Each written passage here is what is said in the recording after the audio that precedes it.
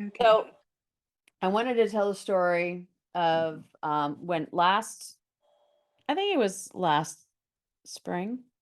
It was either a year ago or a year and a half ago. And I was doing something to back tucks or something on the tumble track. And I landed very, very poorly. And I hurt my hip to the point where a friend of mine who is an athletic trainer, I kind of consulted him. And he said, you need to go get an x-ray because you want to make sure you didn't break your hip. I was like, oh, okay, fine. So I go and I get the x-ray. It's not broken, blah, blah, blah. And I'm telling the doctor, you know, how the injury happened. And and I always cringe when I have to go to the doctor for a sports injury because I tell them how I did it. And like I went to an orthopedist once and he said, gymnastics, isn't that for teenagers? And I'm like, Hmm. I'm not coming back to you ever. So I went to like urgent care, you know, because I'm like, I don't want to go to this orthopedist who's going to question, you know, my life choices.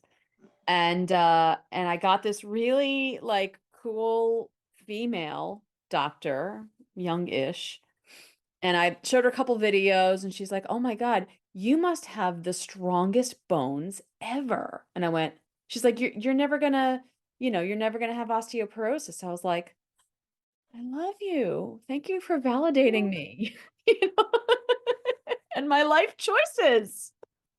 But it's true, all that jumping Yeah. work, but on the trampoline where you're not getting the joint impact, but you're getting like you're still getting like impact on your bones. Mhm. So it's like providing just enough stress to build your bones when normally you'd be tanking as far as the calcium is concerned and the bone building is concerned. Right. Yeah, it's one of the things I'm looking forward to. Apparently, at 60, I'll get my bone density measured. But I will tell you a story. When I was in PT school, which Yeah. was now a long time ago, um, about 25 years ago, Right. one thing that all the PT students got to do was do what's called a DEXA scan, which is a bone density scan. And Mm. at the time, my bone density was 2 full standard deviations above the mean for somebody my age. It wasn't just a little bit above normal, it was 2 full standard deviations above the mean Wow. for women my age, which was shocking. I don't think, I mean, it was just shocking. It was almost off the graph.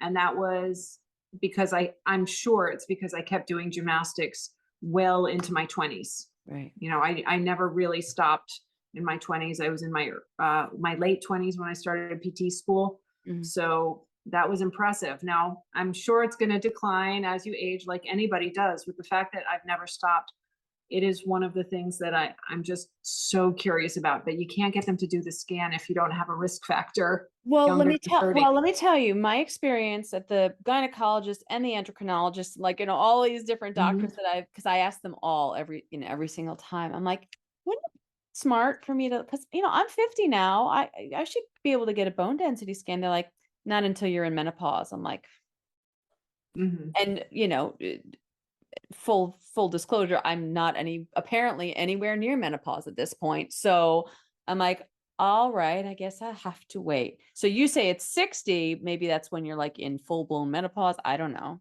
You know, that's what my doctor told me. Mm, Part of it is I have no risk factors. I have nothing. My mom actually has osteopenia and has had a few fractures. mm. But I'm fairly certain I don't take after her with that. And she's never done gymnastics. And certainly she's not likely to start now. I keep trying to get her to come with me. You know, she's 78, and I'm like, it's never too late.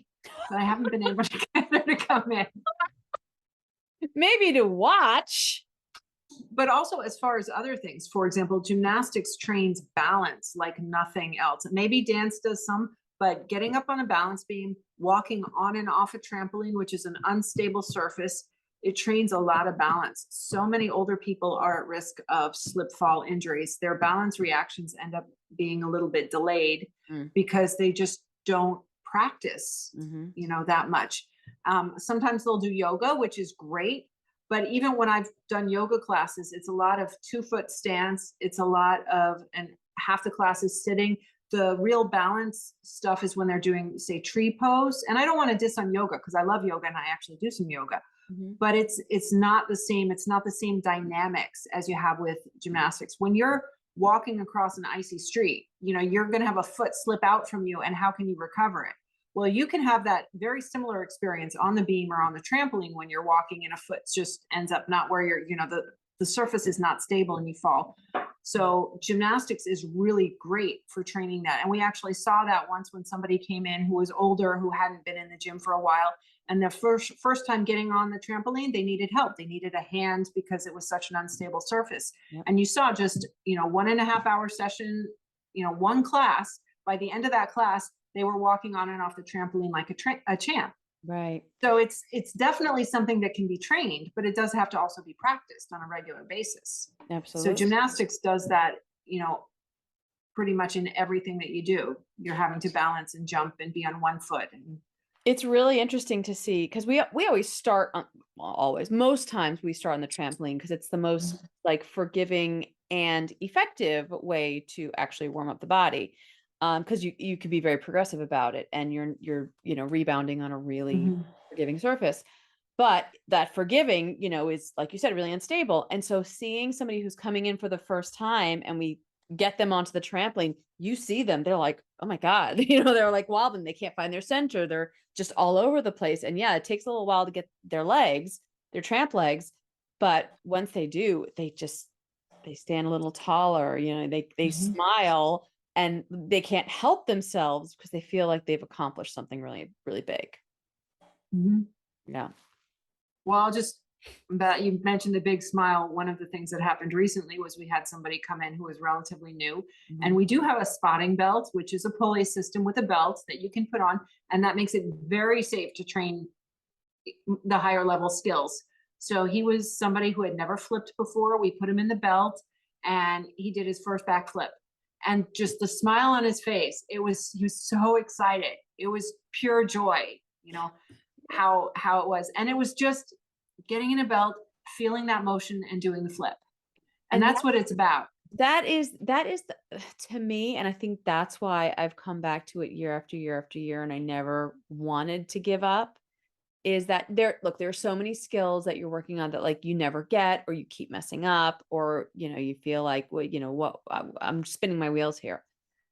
But more often than not, there are these sometimes small and sometimes really huge successes where you take this leap forward, and the amount of like adrenaline and serotonin, oxytocin, like all those feel good hormones just come flooding in. And it's just like, it's like unlocking the candy store and letting the kids run free. And that's exactly how it feels every time we're working on something and getting it. I mean, like, how many crash and burns have we, experienced where we're like, oh, that didn't work. Oh, that didn't work. But then you do something and like you land on your feet, or you get around the bar, or you do the vault, or you do the flip, whatever it is. And it's just like, I can't believe I just landed that one. I can't believe it just happened. And you just squeal and you do the happy dance because it's the greatest feeling in the world. And that's why it's so important to record it so that you have proof that you did it. So whenever we get new students in, we say, okay, bring your bottle. Oh yeah. And bring your phone. And they're like, why? Well, because if you do something great, we want to record that, right? They're like, okay. Like, that's kind of unconventional, but okay. But then they're glad that they did, because then we can take cool videos. And you see also a lot of them where they start, they're like, oh, now I want to record the bad stuff too, because I know in a few weeks I'm going to have something to compare it to, and you get to see the journey. And that's the other cool thing is, you record the first one, even if it's going to be ugly, because 2 or 3 weeks later, or 2 or 3 months later, or however long it takes, it doesn't matter. You're going to see a better end product. And it's like, remember when we came to this? You forget, the body automatically forgets. You forget that you never used to land on your feet doing that skill. And now you always land on your feet. So, it happens. Progress isn't linear, but it's still progress. Yeah. So Tammy and I, we have, our Instagram pages. She is the neoteny principal. I'll have to put that there somewhere. And she posts all her stuff, and I post like in every social media platform that I have because I have a whole bunch.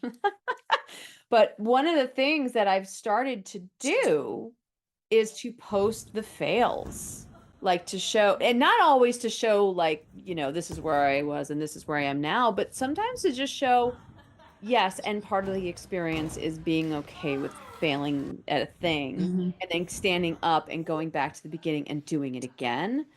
I think that's a really powerful reminder for everybody, forgetting if you're a gymnast, but like that it's okay to fail.